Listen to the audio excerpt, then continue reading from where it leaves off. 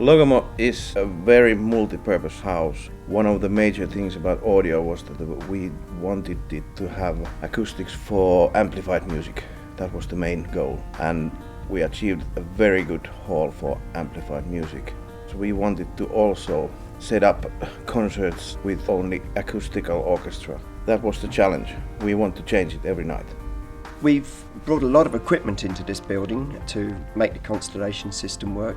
We've got some 270 loudspeakers and we've got 80 microphones. We've got 16 microphones over the stage, and the idea of Constellation is that we capture the sound from the orchestra over the stage. We then apply the sound from the orchestra or the performers to our Dimitri system and then to our VRS processors, and then we return the energy into the room in the form of a reverberation and early reflections.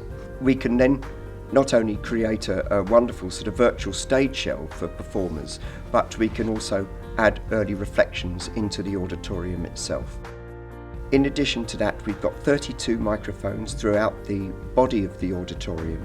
Their job is not to capture early energy, but instead to capture the reverberant energy in the auditorium space, and we return that into the hall via our reverberators to expand the size of the perceived space. It's the first time we've ever actually put a system into a hall that can actually morph into 3 different sizes. So we had to think, how can we actually configure this? Effectively, what we had to do was design and calibrate 3 different halls, and we treated them as 3 completely separate venues when we were in the calibration and tuning process. Been able to install a system that can range the reverberation times anything from less than 1 second with the system switched off right up to 3 seconds if they decide they want to do a choral music, church music or something like that. So we've actually been able to build a system here that can adapt to just about every performance style, and that's what Constellation's about. It's about being able to change the building electronically at the touch of a button to suit any particular need of the end users. Here is the Constellation system controller. You can see it's a very simple user interface for the people here. Now, in this hall, as I explained earlier, we've got 3 different hall sizes. We've got the small hall that we're in at the moment, and then once we select the hall size, so we're in a small configuration at the moment, we then have a stage, different stage sizes. Now we can have a small, medium or large stage configuration. We've also got the pit, and there are occasions here when they have no stage at all and just use the house reverberation system. So in this case we've got the medium stage, and then we need to choose a reverberation time. Now, just to demonstrate this, I'm going to choose a long reverberation time. Woo-hoo! And you can hear it straight away.